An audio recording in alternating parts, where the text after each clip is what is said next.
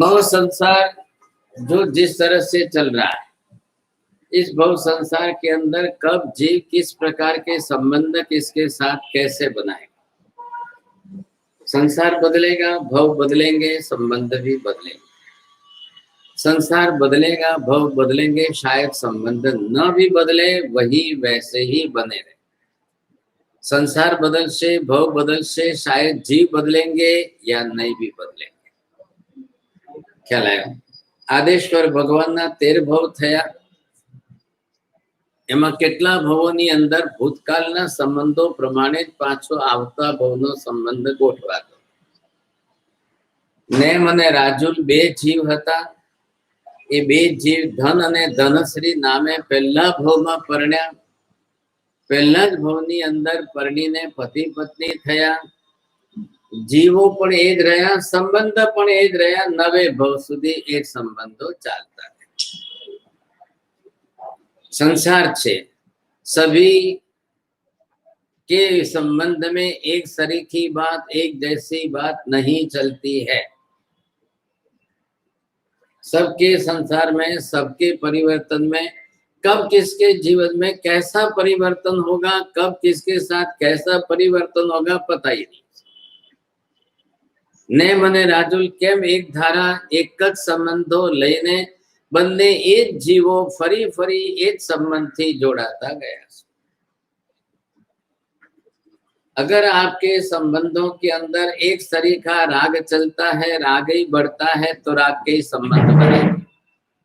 आपके संबंधों में स्वभाव में द्वेष, क्लेश, कसाय, कलह, कलंक, कंकास अगर यही बढ़ता चले तो भविष्य के भावी भवों में आपको दुश्मन बनना पड़ेगा। शत्रुता का संबंध बनाकर दोनों को जीना पड़ेगा। आपके संबंधों में राग, प्रेम, प्रीति और इसी तरह से बढ़ता गया, चलता गया, तो भावी के संबंध भी आपके प्रीति प्रेम के ही जुड़ेंगे। अब संसार के अंदर प्रसिद्धता है पति पत्नी में प्रेम होना चाहिए, बाप बेटे में स्नेह होना चाहिए, क्या? और इसी तरह से ये संबंध चलते रहते हैं। तो संबंध बने किस पर है? राग भाव पर बने हैं, प्रीति और प्रेम पर बने हैं। लेकिन वो बिगड़ने नहीं चाहिए सर। अगर बिगड़ जाते हैं तो संबंध आपके राग में से द्वेष में बदल जाएगा। अब ये सावधानी आपको रखनी है, हर हालत में रखनी है। अब राग घटेगा, राग घटने के निमित्त, राग घटे वैसे कारण निमित्तों को आप उपेक्षा करके टालते जाओ। संसार एनु ज नाम छे जेनी अंदर क्लेश कसायना निमित्तों ने जेटला टालता जाओ एमा तमारी समझदारी छे। बोलो।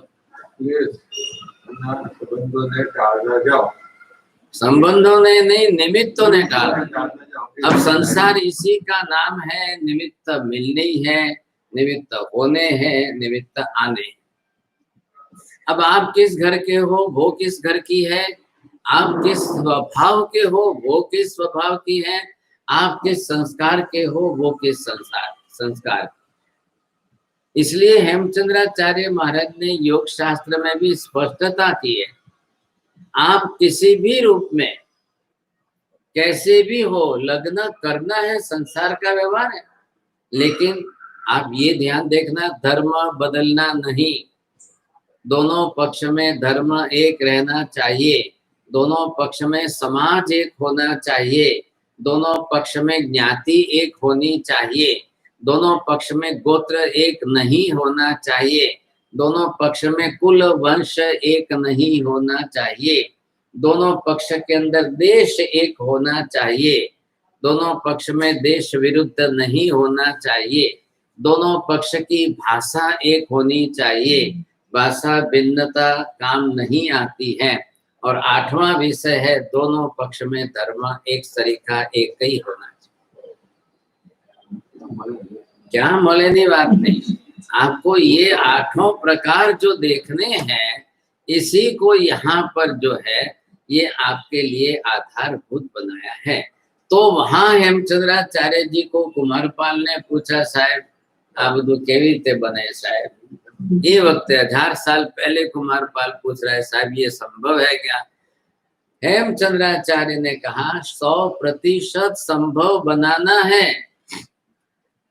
पहले ध्यान दो, आपको एक में ही चॉइस है, बाकी के किसी संबंध में चॉइस नहीं है। चॉइस का मतलब क्या?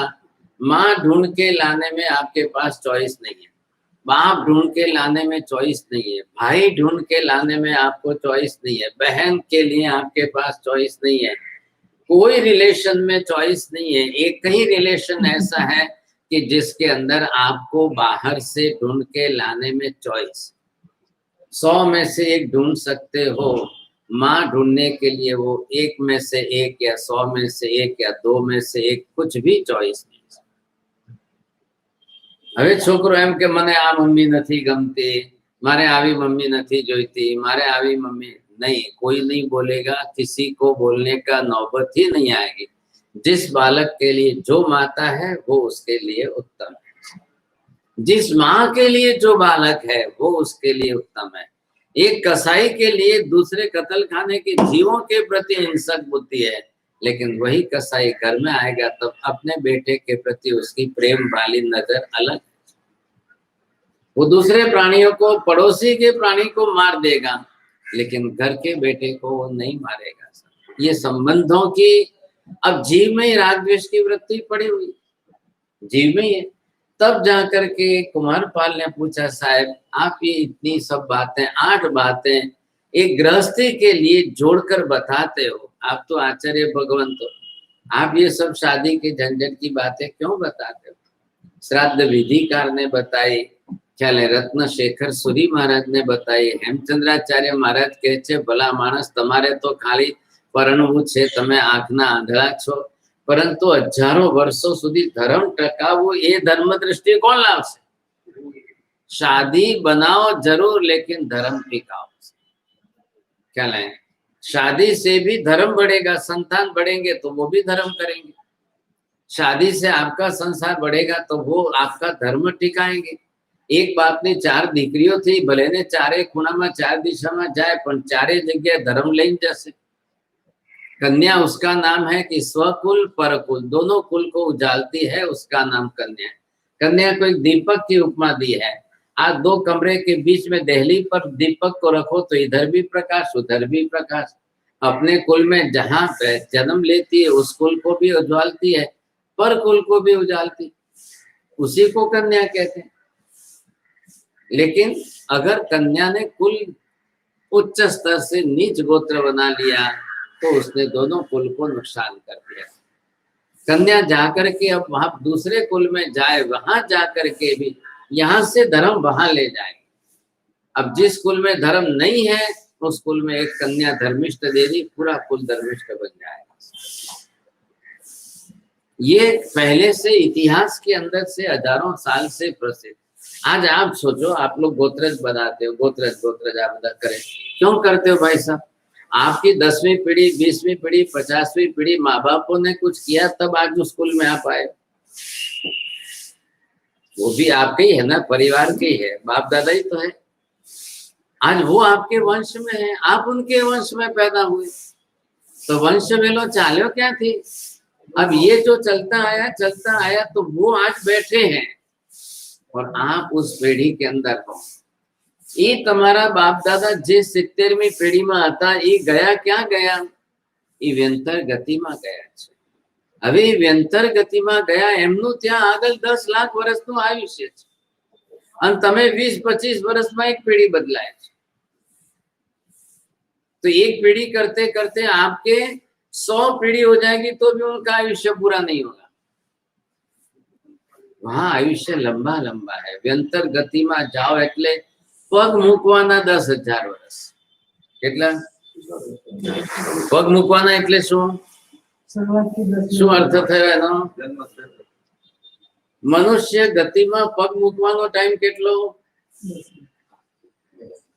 પ્રવેશ કરવાનો। પગ મૂકવાનું તમારી ભાષા। મનુષ્ય ગતિ के अंदर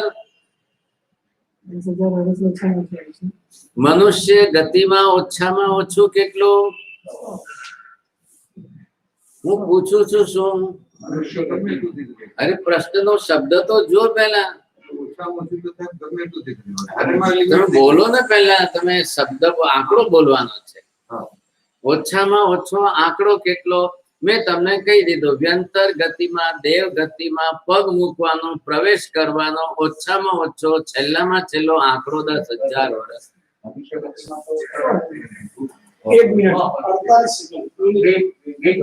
પ્રવેશની 2 ઘડી, જન્મ્યા પછીની, જન્મે તો 9.5 મહિના થઈ જાય। हाँ, प्रवेश की 2 घड़ी।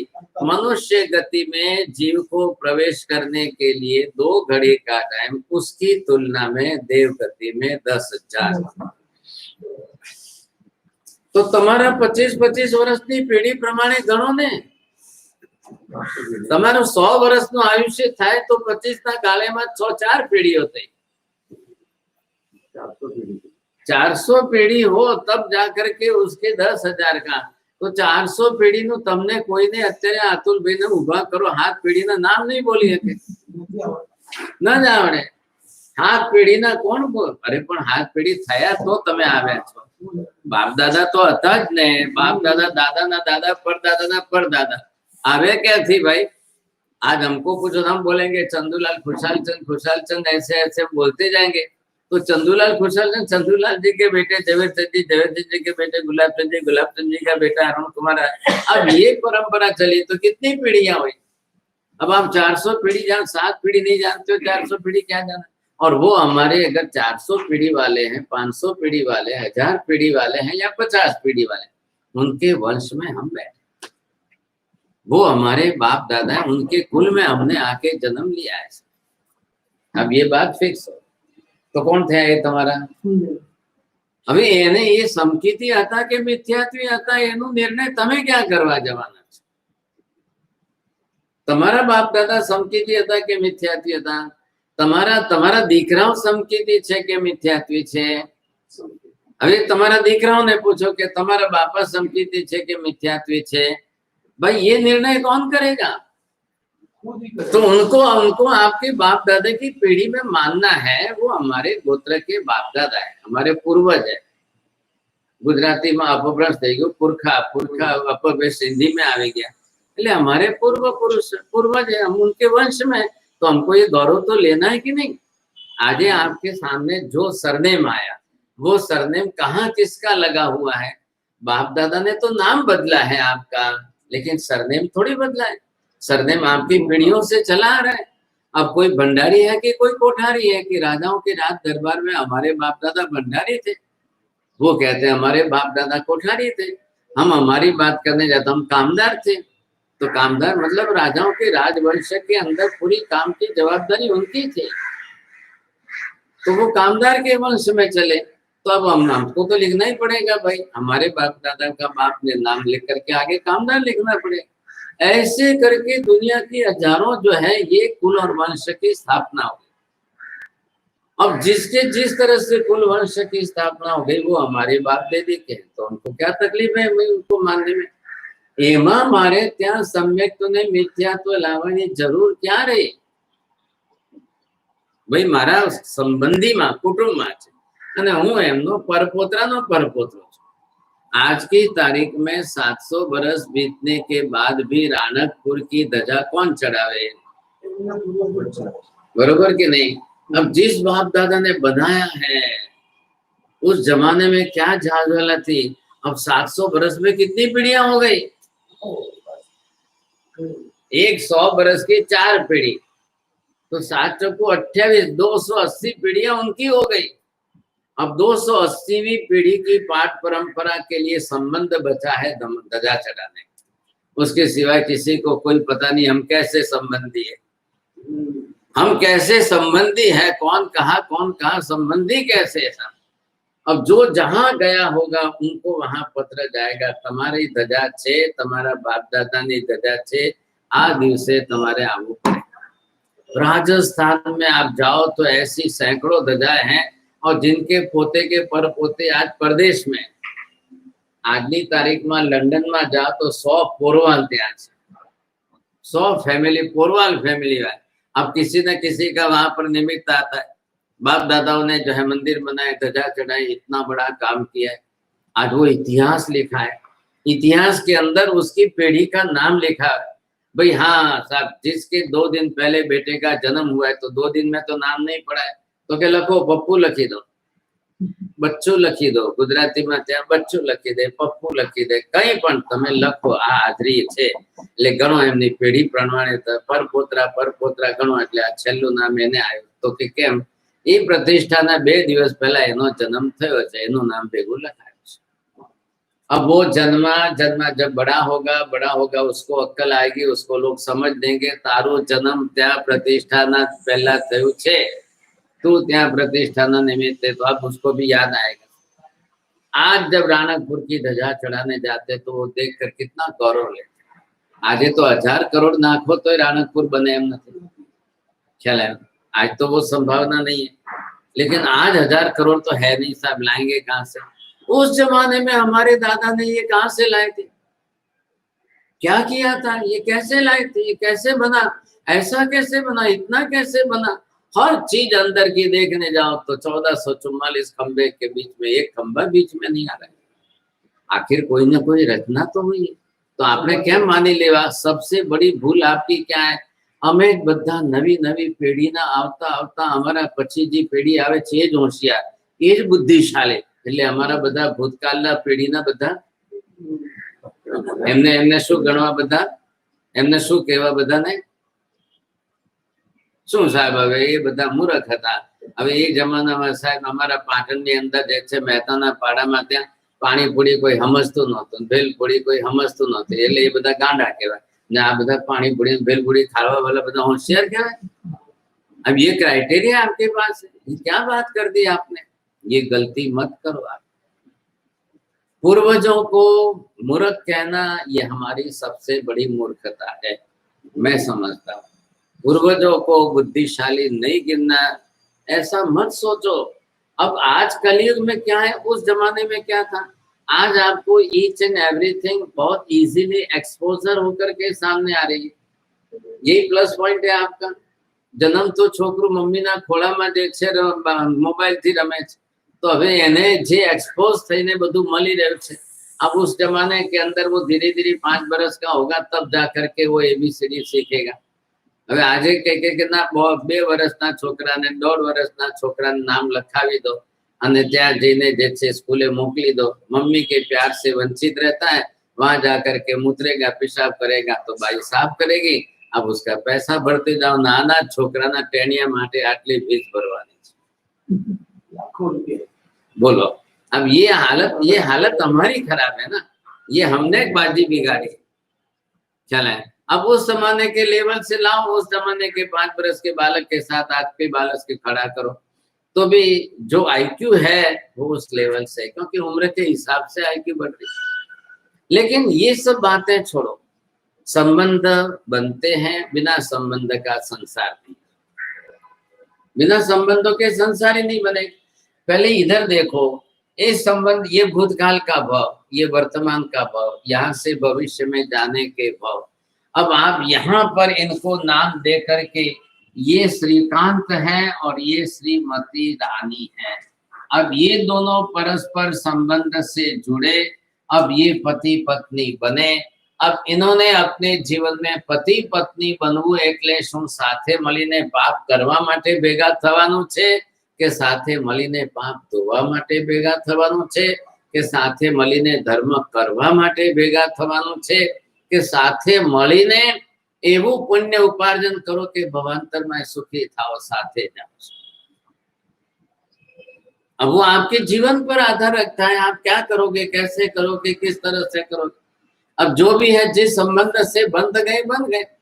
बोलो, पत्नीए पति माटे नियाणु बांधवू खरो, पतिए पत्नी माटे नियाणु बांधवू खरो नहीं।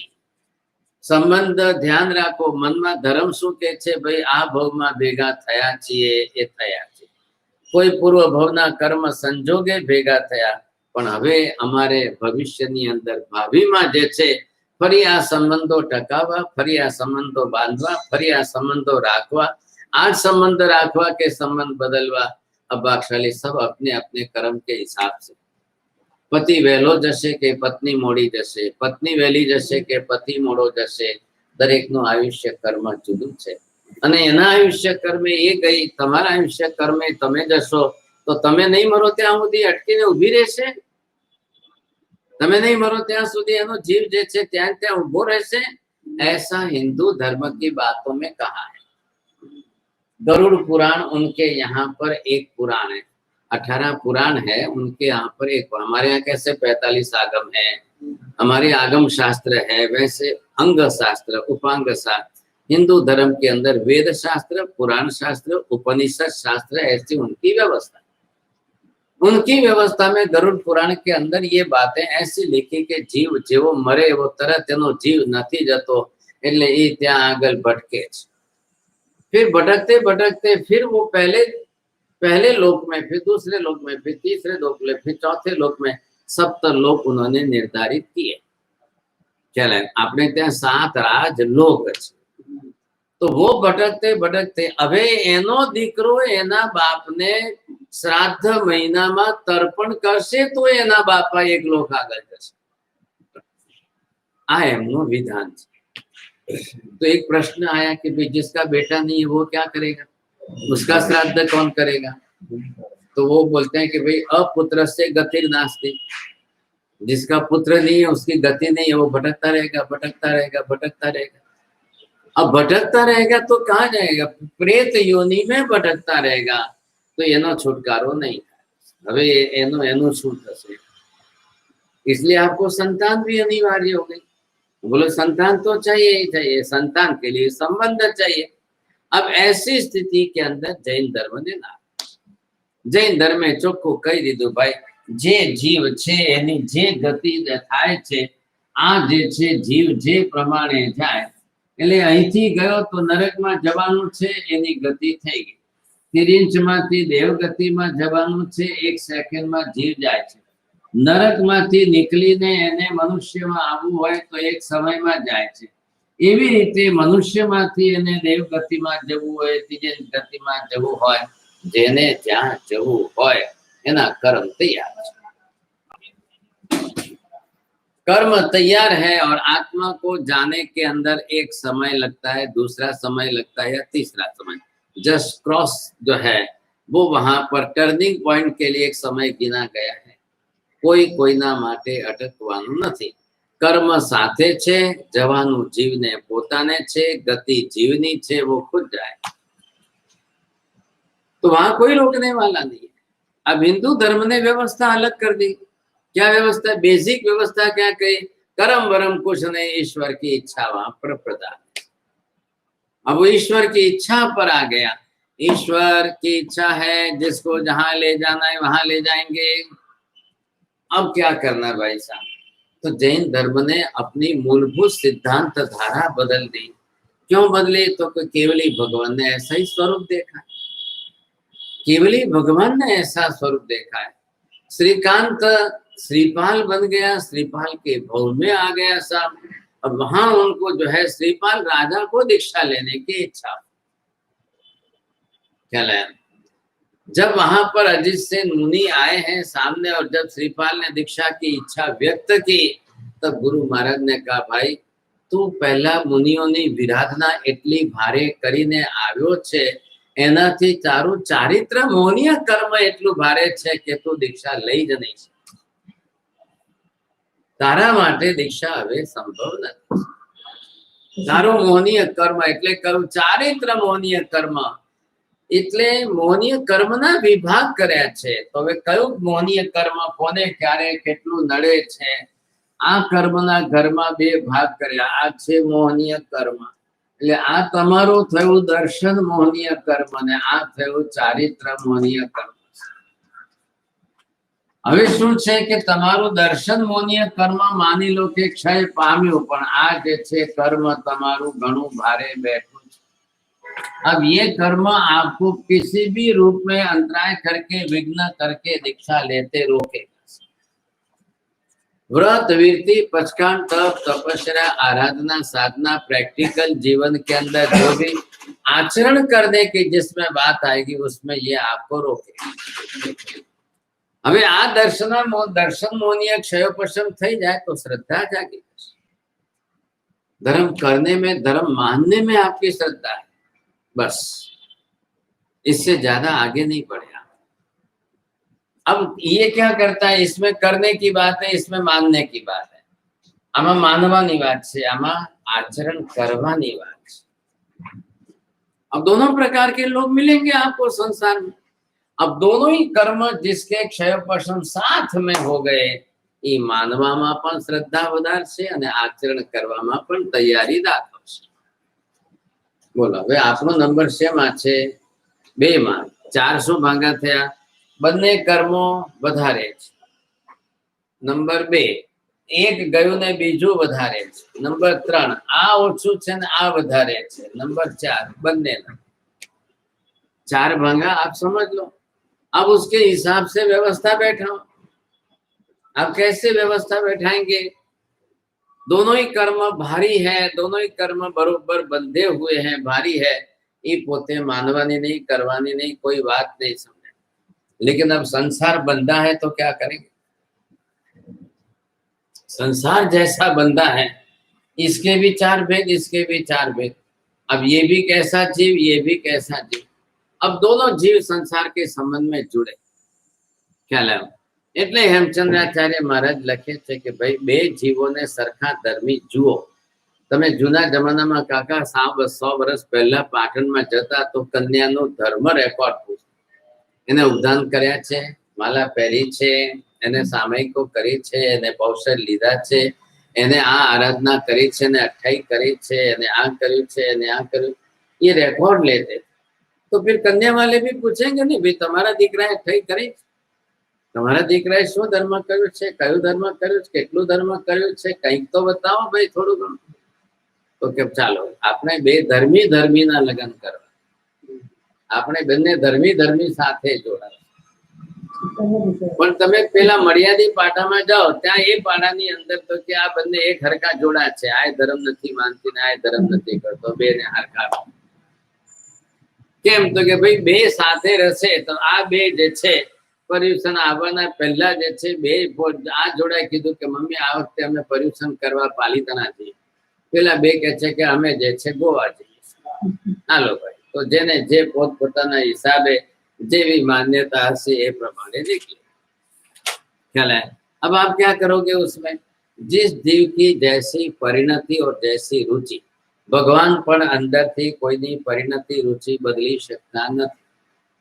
ये बात समझ के चलवा. जीव के अपने भाव परिणाम उसके किस प्रकार के कैसे आएंगे, वो इसके कारण है. आ शू करशे? सम्यक दर्शन थी दर्शन मोहनीय कर्मनो प्रमाण करशे.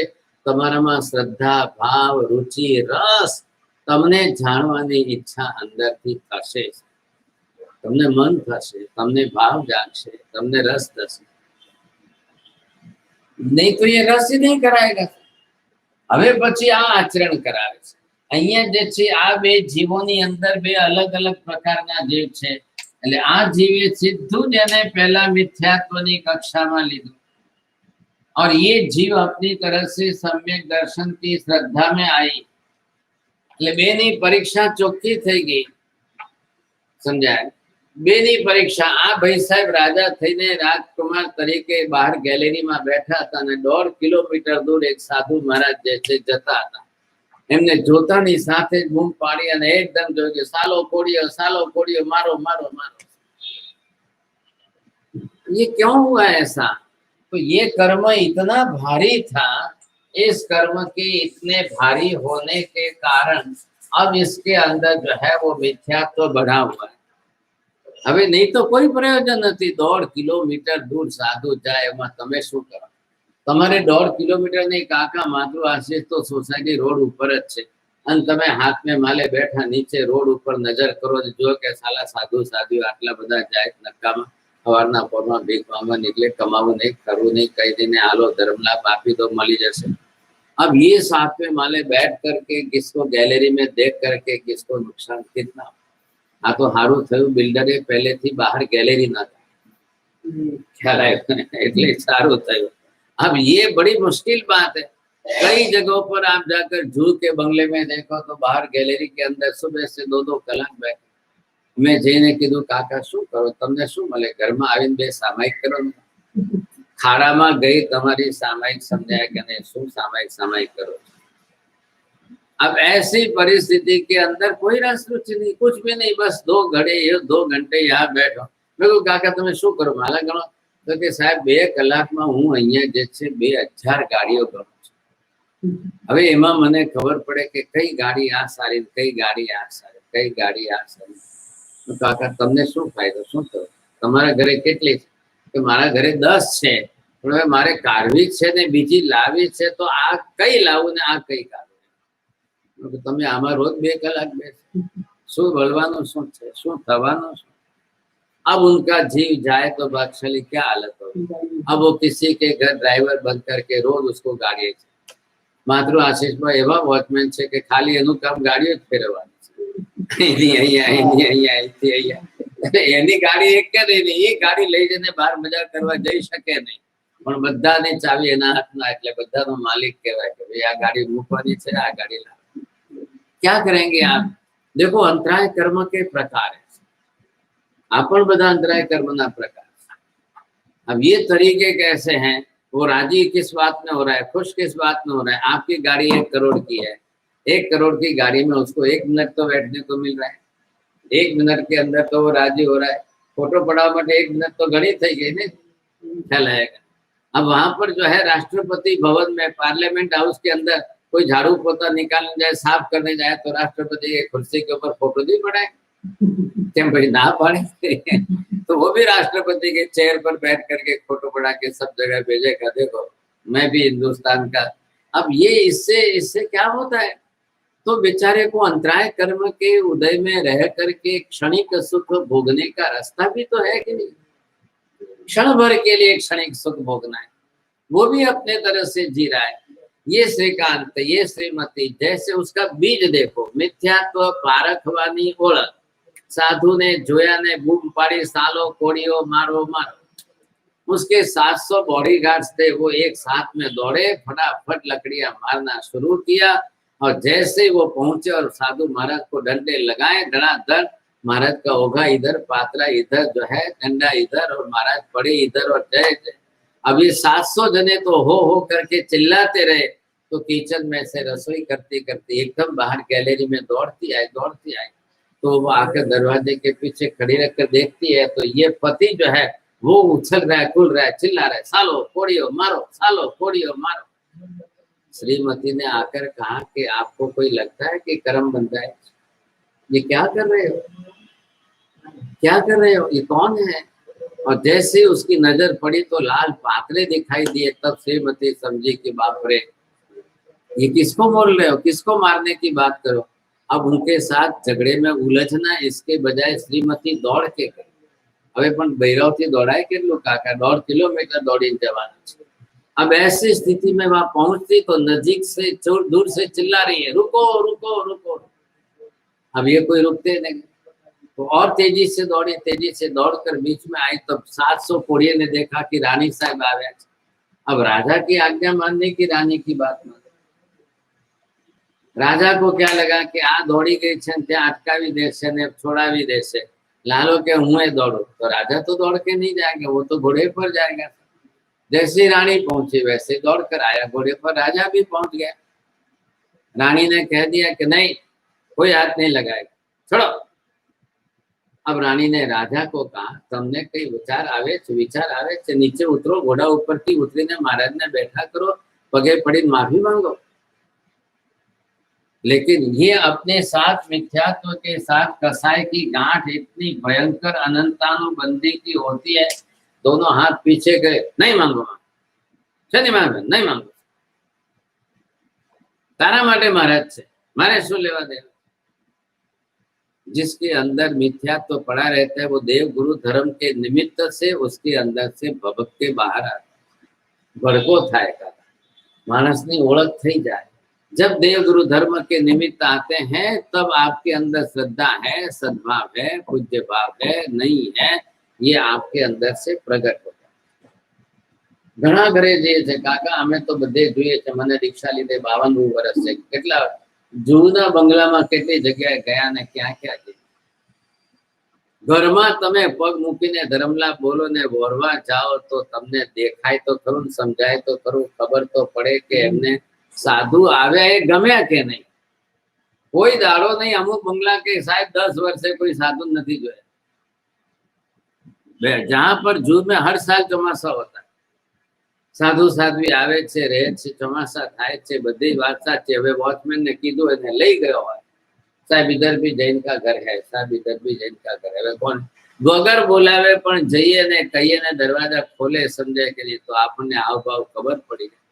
10 वैकालिक आगम तो ना कहता है कि सम्यक दृष्टि श्रावक देखाय तो अंदर पग मूकવું, नहीं तो धर्मला बापी ने पाछा रवा। तमारा घरमा शिरोपुरी जोईने साधु नहीं आववानुं, तमारा हाव भाव जोईने आववानुं। हाँ, भाव परिणाम तमारा साधु प्रत्येनो सद्भाव छे के नहीं, पहला ए एवाय घणा सद्भाव वाला छे के साहेब कई नहीं बन्युं पण साहेब पधार्या छे तो भले साहेब आटलू पण थोड़ू छेवटे गोल पण लई जाओ छो, वरावा तो दो साहेब, अमारा सद्भाग्य तमे पधार्या। लेकिन ऐसी भी जगह गए कि जहाँ 10-20 वर्ष हुआ कोई नहीं आया, फिर भी बोले मारा साहेब आव्या तो कोई रस नहीं, कोई रुचि नहीं, कोई राग नहीं। तमारू मातृ आशीष छे काका। छेक 14मा माले वाला कोईने एम थाय के महाराज नथी आवे तो सारू, कोईने एम थाय के 14મે माले तो आववाना नथी, आमे नथी, एमां कोने 14 माल कोण चढ़वानुं छे आना माटे। અને એમાં વળી પાછા સાધ્વીજીનું ચોમાસું હોય તો વર્ષો સુધી તો કોઈ સવાલ જ નથી ઉભો। આ તો ઓલી વર્ષો પછી સાધ્વીજીની વચ્ચે ક્યાંક સાધુ મહારાજને લઈ આવે, તો આ વખતે લાયા તો આ મહારાજ 14મા માલે કેટલી વાર ગયા, બાકી તો વર્ષોથી કહે સાહેબ સાધ્વીજી કોણ આવે, 14મા માલે કોણ ચડે, શા માટે ચડે સાહેબ, આટલી એક રોટલી માટે કોઈ આવતા છે। लेकिन अब ये सबके आप भाव परिणाम की बात, आप कहाँ रहते हो वो बात है। ये 14 माल है, बाकी बिल्डिंग चलो हम कांदीवली गए 50 माल तक गए, क्या ले अब कहाँ कितने माल के, आज 65 माल और 7 माल के तक तो वो कॉमन बनता जा रहा है। फिर कौन आने वाले, कौन जाने वाले, कोई एक बार प्रसंग संजोग निमित्त हो तो कोई हिम्मत कर ले, बाकी तो कोई ना, क्या ले। अब ये होता चल रहा है, चलता आ रहा है।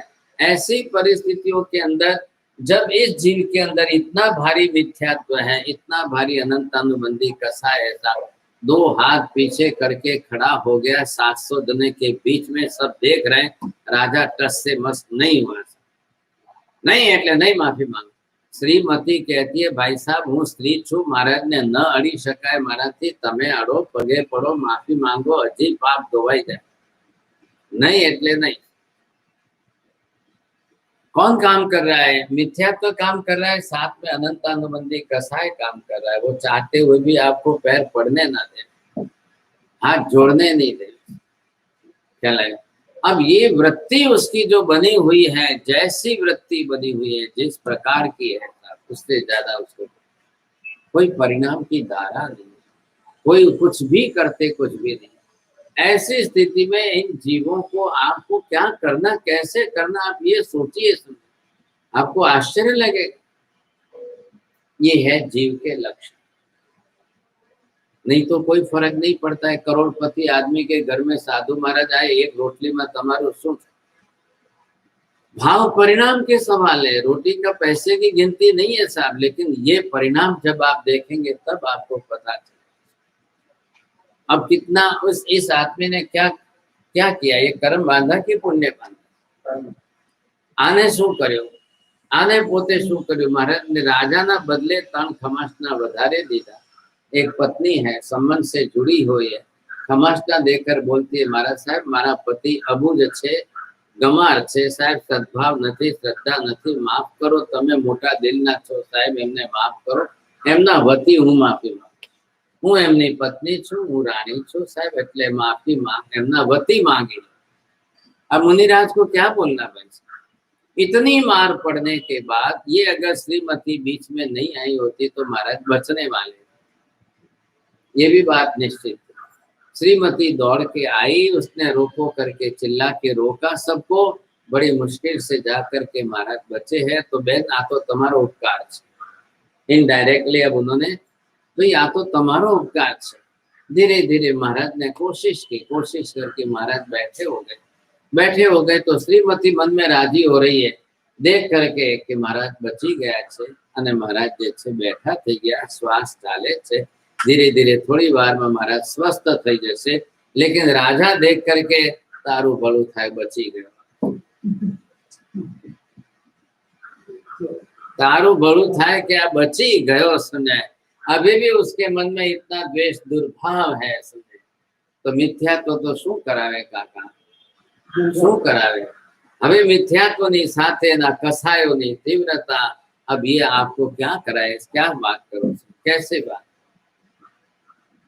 ऐसी स्थिति में रानी ने इधर से डांडा लिया, पातला लिया, ओघा लिया, खमासना दिया, महाराज साहेब बची जाए, सुख शांतमा साहेब खूब प्रार्थना करो, नवकार गण्या, बधु कर्यो, कमावी लीधा, अने पधारो साहेब, हूँ साथे छू, आप पधारो। 700 सैनिकों को कह दिया, जाओ चले जाओ, वापिस जाओ, कोई आगे नहीं। आटली पण थोड़ी धाक राखी तो 700 सैनिकों पाछा गया। महाराज साहेब ने आ श्राविका बेन बेचारा पोतारी करीने पोते पछी निकली। अब बस प्रसंग पूरा हो गया, बात इतनी सी बन गई, लेकिन इसके अंदर ये देख लिया। अब 8 दिन तक तो पत्नी थी तो समझती थी कि आप तो क्या कहते थे, मैं तो खाली शिकार करने जाता हूँ, लेकिन आपने तो शिकार के बजाय महाराज को भी इतना इस तरह से किया है, ये गलत किया आपने, सुने। अब पत्नी ने सोचा कि चलो शिकार की बात छोड़ो, पहले बाद में वो करेंगे, पहले महाराज को जो है कहीं। रोज सुबह उठ करके जैसे ही शिकार करने के लिए निकलते, घोड़े पर बैठते तो श्रीमती सामने आकर घोड़े के लगाम पकड़ के खड़ी रह जाती। पहले आप जबान दो, पहले आप वचन बोलो, पहले कि मैं किसी साधु साध्वी को देखकर उनको कुछ भी परेशान नहीं करूंगा, तो मैं घोड़े के लगाम छोड़ दूं। तो के तारी सम्मति छे ने हूँ शिकार करवा जाऊं, एमां तो वांधो नथी ने? तो के हमणां पहला जे छे हूँ ए बाबतमां नथी बोलती, पण पहला तमारे साधु साध्वी ने तो कोई संजोगोमां नहीं अड़ाय। श्रीमती को एक गुण उनका अच्छा पता चल गया, आ माणस वचन नो पाको छे, जबान नो पाको छे।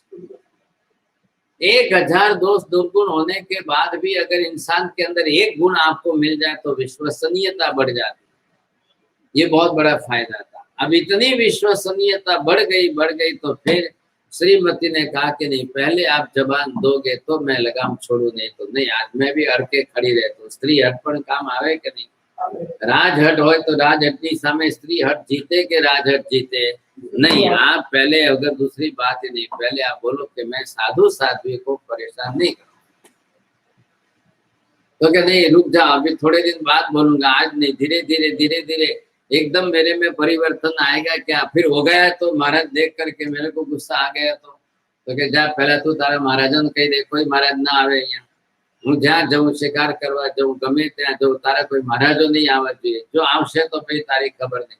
अरे कि महाराजो ने प्रतिबंध तमे करो, ये विचारता हो, विहार करता हो, साधना करता हो, क्यांय जाए, जंगल में जाए, हूँ अहींया बैठी एटलुं करी शकूं कि तमारा राज दरबार में नहीं आवे, बस। बाकी बधे हूँ क्या पहुंचवानी छो, बीजे बधेथी हूँ केवी रीते निषेध करी शकूं? राजा किसी हालत में तैयार नहीं, फटाक से घोड़े को चाबुक लगाई, घोड़ा दौड़ा निकल गया। अब पुरुष की समस्या ये है कि शक्ति और क्रोध से काम ले लेता है। ऐसी स्थिति के अंदर निकल तो गया, लेकिन रानी ने मन में रात दिन ये विचार किया, बाप रे હવે આનાથી બચવું કઈ રીતે કે આને બચાવો, કોઈ કરना सा बोलो, बड़ा कठिन क्या लग रहा है आपको? હવે આનાથી મારે બચવું કે આને બચાવો? પાપથી બચાવો છે, કર્મથી બચાવો છે? दुनिया में सबसे बड़ा कठिन काम अगर कोई है तो किसी को पाप से बचाना, कर्म से बंधाना। बाकी तो मरता है बचावी शकाय छे, ઉપરથી પડવાય કોઈ જતું હોય તોય બચાવી શકાય છે, કોઈને આગમાંથી બચાવી શકાય છે, मौत के मुंह में से अभी आप बचा के निकाल सकते हो, लेकिन ये सबसे कठिन काम है किसी को पाप करते बचाना। आप बचाओ, ये बहुत बड़ी मुश्किल बात। नवपद की साधना अगर उसके साथ है तो की बात। अब ये वर्तमान काल में यहाँ पर ये श्रीकांत के रूप में यही जीव यहाँ आया है और यही श्रीपाल बना है, यही श्रीमती है और यही यहाँ आकर के ये महिला श्राविका के रूप में बनी है। અને પાછા સંબંધ આજ છે, આજ બે અહીંયા પતિ પત્ની થયા છે, આવતા ભવમાં પાછા પતિ પત્ની થાય છે। અને આ જીવો ભવિષ્યના ભાવિ ભવ કરીને નવમા ભવે મોક્ષમાં જવાના પણ એ છે। अब आप ये देखिए किस तरह से इनके संबंध चल रहे हैं और कैसे संबंधों में ही आगे बढ़ रहे हैं, लेकिन फिर भी कर्म धर्म तो साथ। તમે શું લઈ જશો કાકા? અહીંથી તમારે સાથે લઈશું જવાન, ધન માલ મિલકત તો કઈ આવતું નથી સાથે, કાં તો કરેલા કર્મ અને કાં કરેલો ધર્મ, दो के सिवाय तीसरा कुछ नहीं आएगा। कोई तीसरी वस्तु नहीं है साथ में आने के लिए, साथ एक ही वस्तु है आपके साथ में, कर्म धर्म जो आपके साथ में, उसको आप समझ। अब किए हुए कर्मों के भास में आपके पास अगर विवेक है तो कर्म यही करना रोक दो, आपके लिए बहुत फायदा हो। હવે એના માટે તમારે ज्ञान જોઈએ કે શ્રદ્ધા જોઈએ, સમજણ જોઈએ કે આચરણ જોઈએ છે? पहले ये नक्की करो। अगर आपके पास यहाँ पर सम्यक दर्शन की श्रद्धा आ गई तो ये श्रीमती एक भी भावों के अंदर कहीं पर पाप नहीं कर रही है, कुछ नहीं। એને એનું મોક્ષ તો નક્કી કર્યું, એનું કલ્યાણ તો નક્કી કર્યું, પણ ખૂબીની વાત એ છે આવા શ્રીકાંતને નવમા ભવે મોક્ષમાં પહોંચાડનાર આ શ્રીમતીનો જે ઉપકાર છે એટલો કોઈનો સંભવ નથી। આવા જીવને, આવી પરિણતિ વાળા જીવને, આવી પ્રવૃત્તિ વાળા જીવને મોક્ષ સુધી પહોંચાડવો, મોક્ષને પાત્ર બનાવવો, એની યોગ્યતા निर्माण करवी, ये बहुत बहुत मुश्किल कठिन काम। जीव कैसा है ये आपको समझ में आ गया। अभी तो हमने उसके पाप की एक दृष्टांत की एक बात, छोटी सी बात, और इतनी छोटी सी बात को लेकर के आप समझ सकते हो कि ये जीव कैसा है। और संसार में सबको कहा है कि कर्म शास्त्र एवी रीते भणो, सीखो, समझो। एनी हाथे उत्तरायण सूत्र में आवतु 34वां अध्ययन, लेश्या अध्ययन, वो ऐसा पढ़ो सीखो कि आप सामने दूसरे जीवों को समझ सको, तमे बीजा जीवों ने ओळखी सको, ये प्रयत्न आप करो, समझे। तो वो शास्त्र आपको समझा रहे हैं। आवो जीव होय, आवी परिणति होय, आवी लेश्या होय, आवी विचारधारा होय, आवा एना व्यवसाय, आवा एना भावो होय, एवा कर्म होय, तो आप बहुत अच्छी तरह से जल्दी समझ जाओ। बहुत जल्दी आपको समझाया गया है, शास्त्र में समझाया। अब ये सब कहाँ से समझेंगे? ये सब कहाँ से समझेंगे? भगवान खुद उत्तर दे रहे हैं। महावीर स्वामी भगवान दिवालीना छेल्ला दिवसे जे छे आ रीते जगतना जीवोने उत्तरायण सूत्रथी समझण आपता आपता 34 એટલે 2 જ અધ્યયન બાકી રહ્યા, 36 જ અધ્યયન છે। ભગવાન દેશના દિને દિવાળીની છેલ્લી દેશનામાં જીવોને ઓળખ કરાવીને જાય છે। ભાઈ તમે ઓળખ, संसार में आप अकेले नहीं हो, संसार में अनंत जीव। आप एक दूसरे को पहचान लो, क्योंकि कल किसके संबंध में आप जुड़ोगे? कल आप किसके साथ व्यवहार में जुड़ोगे, कल आप किसके संबंध में जुड़ेंगे पता नहीं। और संसार में तो संबंधों की शर्म है, संबंधों के साथ व्यवहार जुड़ाया आपको, तो ख्याल तो है ही आपको। अब इन तरीकों से जब आप जोड़ेंगे, संबंध आप देखेंगे, तब आपको ख्याल आएगा समझे, नहीं तो ख्याल नहीं आएगा, बिल्कुल नहीं। ऐसी स्थिति के अंदर जो जो जीव संसार में जिस जिस प्रकार के जैसे हैं, उन प्रकार के उन जीवों को समझ करके नौपत श्रीमती ने सामने से लाया है, श्रीपाल के जीवन में लाया।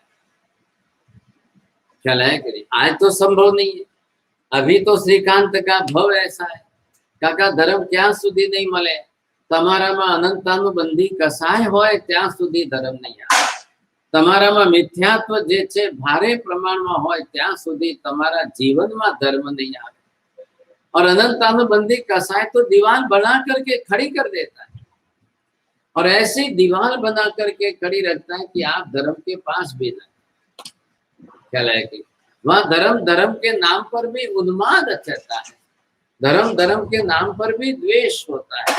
और ऐसी परिस्थिति के अंदर क्लेश कसाय की तीव्रता इतनी भयंकर होती है कि कई जीव तो उसको स्वीकार करने समझने के लिए तैयार ही नहीं है, कोई राजी नहीं, कोई समझने को तैयार नहीं। ये तो संसार के अंदर का व्यवहार ही इस प्रकार के है, चलना ही चलना है।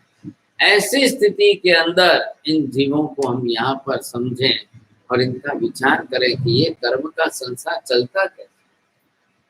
એટલે કર્મોને ઓળખવાની વાત જાય, કર્મો ये संसार की प्रक्रिया है, कर्म संसार की प्रवृत्ति है। संसार के जीवों को संसार में रहते हुए किसको कैसे कर्म करने, किसको क्या कर्म करना है, वो संसार के रह करके कर रहे हैं।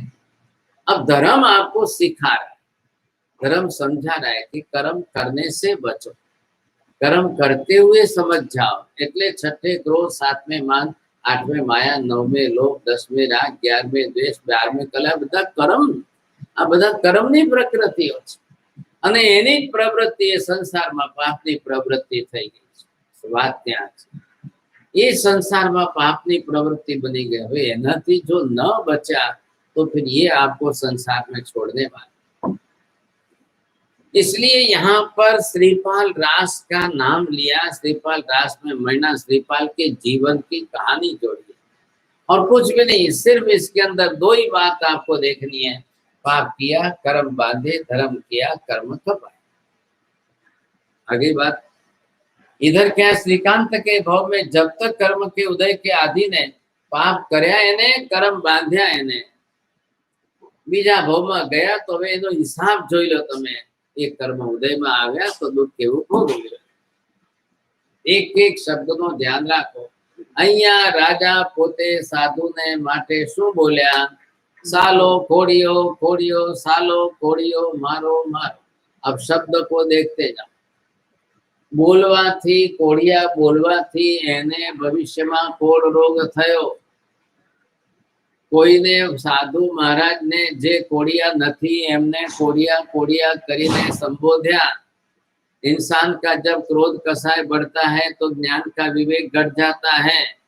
अहंकार के अंदर वो कुछ भी बोले, कैसा भी बोले, किसी को भी गाली गलौज की हल्की भाषा बोले तो समझ लो कि पहले उसके कसाय की वृद्धि ज्यादा है। मानसना अंतरमा शुं छे एनी भाषाथी ज ओळखाय छे। बाकी आपने मन पर ज्ञान नहीं कि अंदर विचारों आपने तपासी सकिए, संभव नहीं। परंतु उसके मुंह से निकलते हुए शब्दों से आपको पता चल जाएगा कि अंदर क्या है, परिणति में क्या है। इसलिए उसकी भाषा कैसी बनती है, भाषा व्यवहार उसका कैसा बनता है, ये उसके अंदर से आपको पता चल जाएगा। बहुत जल्दी पता चलेगा, बहुत आसानी से पता चलेगा। ये बात भी इतनी ही निश्चित आ रही है, आप समझ गए। तो ये हेतु पहले हमको समझना है। अगर उसकी आंतरिक परिणति इस प्रकार की है, मानसिक वृत्ति अंदर से उसकी जिस प्रकार की है, बहुत बहुत खतरनाक। अब ये परिणति आप समझेंगे तब आपको ख्याल आ जाएगा, और इस हेतु से समझ करके चलेंगे तब हम समझ पाएंगे कि क्या है कैसा है। जीव कर्म करते हैं, जीव पाप की प्रवृत्ति करते हैं। अब परिणति के अंदर क्या चीज है साहब? कोઈને પણ કાકા ધર્મ કરાવો એટલો સહેલો નથી, અને કોઈને ધર્મ કરાવો સહેલો છે કે કોઈના કર્મો અટકાવવા સહેલા છે? બોલો, ધર્મ કરવો સહેલો કે કર્મો અટકાવવા, કર્મો છોડવા એ સહેલા છે? માણસને પાપ છોડાવવું એ કદાચ ઘણું અઘરું છે, ધર્મ કરાવવો હજી સહેલો છે। એમાં જ્યાં તમારો યશ નામ કર્મ ને પુણ્યોદય હોય, બાપા કે અને દીકરો માને, એ તમારું પુણ્ય છે। મા બાપે કીધું અને દીકરો માની ગયો કે મા બાપે કીધું બેટા આજે પૂજા કરી આવ, તો કરી આવ્યો, એમ કરીને તમારું કીધું જો કરી લે, એ તમારી પુણ્ય છે। દીકરા હોવા જેટલું મહત્વનું નથી, એના કરતા દીકરા આજ્ઞાકારી હોય એ 10 ગણું પુણ્ય છે। ખ્યાલ આવ્યો? તો ભાઈ આજ્ઞાકારી થાય એના માટે એટલા સંસ્કારો પહેલેથી રેડવા પડે છે। શું સંસ્કારો રેડવા પડે છે તો આજ્ઞાકારી પણ એનામાં કંઈક અંશે આવે તો આવે, બાકી એ જીવ એના કર્મો લઈને આવ્યો છે। તમે તમારો ધર્મ લઈને આવ્યા છો। એક મા બાપ તરીકે ફરજ છે કે ભાઈ એના કર્મો ઉદયમાં આવે, એના કર્મો જોર કરે એ પહેલા તમે સંસ્કાર આપીને એના કર્મોને દબાવી દો, તમારા માટે સોનામાં સુગંધ છે। ખ્યાલ આવી ગયો? એ જીવ આવ્યો છે, જન્મ્યો છે કાકા, એનું પણ જીવન છે એના કર્મો સાથે છે, એના કર્મો લઈને આવ્યો છે। બસ તમે એના કર્મ પ્રમાણે જે છે એના કર્મ ઉદયમાં આવે, કાલે એના કર્મો જોર કરે એ પહેલા તમે એના ઉપર એટલા સંસ્કાર રેડીને એના કર્મને દબાવી દો। ખ્યાલ આવ્યો? बहुत हो गया, आपका काम बहुत बन गया। હવે આ શ્રીકાંતને એના મા બાપે કઈ નહીં આપ્યા હોય, સંસ્કાર નહીં આપ્યા હોય, ભાગશાળી કેવી રીતે ના પાડીએ આપણે? અને કોઈ શાસ્ત્રકાર નિયમ નથી બતાવતા કે ભાઈ સમ્યક દ્રષ્ટિ મા બાપનો દીકરો સમ્યક્વી જ થાય, મિથ્યાત્વી મા બાપનો દીકરો મિથ્યાત્વી જ થાય, એવો કોઈ નિયમ છે ભાગશાળી?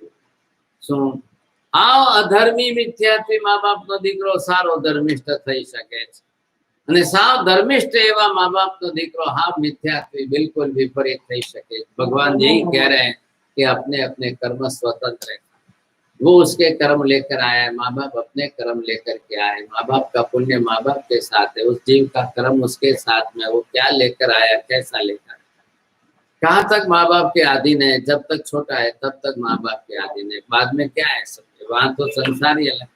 और यहाँ से भी आप विदेश की धरती पर चले जाओ तो वहां तो संसार और भी अलग।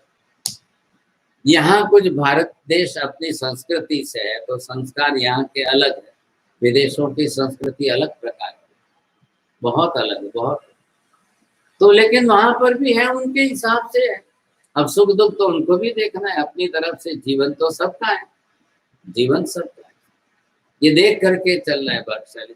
तो भविष्य भूतकाल के भव में यही श्रीपाल जो है गए भूतकाल के भव में कैसा था, क्या था, कैसा, આપણને કલ્પના ના આવે કે એક શ્રાવિકા એક જ ભવમાં એની આખી બુદ્ધિ બદલી નાખી, એક જ ભવમાં એની આવી તીવ્ર પરિણતિ બદલીને અને અનંતાનુબંધીમાંથી મિથ્યાત્વમાંથી બહાર કાઢીને સમ્યગ્રસ્તન બનાવી લીધો।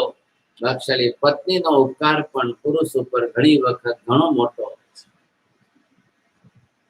बहुत बड़ा उपकार है। ऐसे करके भी आप किसी जीव को तार सकते हो, बदल सकते हो, संभावना पूरी है, नहीं है ऐसी बात नहीं है, समझे, बहुत अच्छी संभावना है, बदला जा सकता है। आज थोड़ा विषयांतर जो है श्रीपाल रास को लेकर के किया, मैना श्रीपाल के जीवन की घटना को लेकर के बात की। कई बार पदों के हिसाब से चलते हैं तो कई बार चरित्र के हिसाब से भी विधान व्यवस्था है। फिर वापस कल आगे विचार करेंगे, देखते देखते आज 5वां आमिल हो रहा है।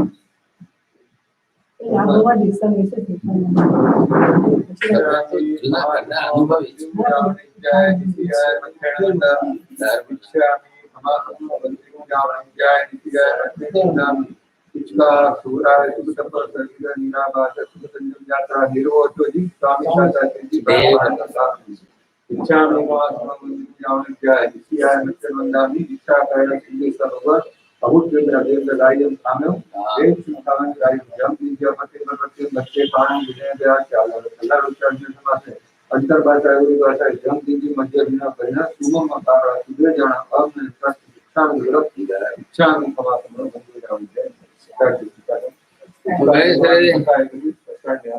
गए सरदमगार सिम कोर सिम धार और सिम सरगे बनो दे सम छाय गए सरे तव्यन प्यारन तेम्बियन असनो सागरम जन्म सवस्तगम आयम बिलम पचका विगम सागरम लेवारम गया तस्म फिर तमणि जमारम सवस्तादयगनम एकाष्टम व्याष्टम पचकाय तेव्यम प्यारम असनो कम सागरम नावटन सन गुरु मिलबादि सवस्तादयगनम पानस लेवनारन च बहुरनवान ससेतनवान सेतनवाव सिरे सर्वमंगल मांगल्यम सर्वकल्याण कारणम प्रधानम सर्वधर्माणां जयं जयति शासनम्।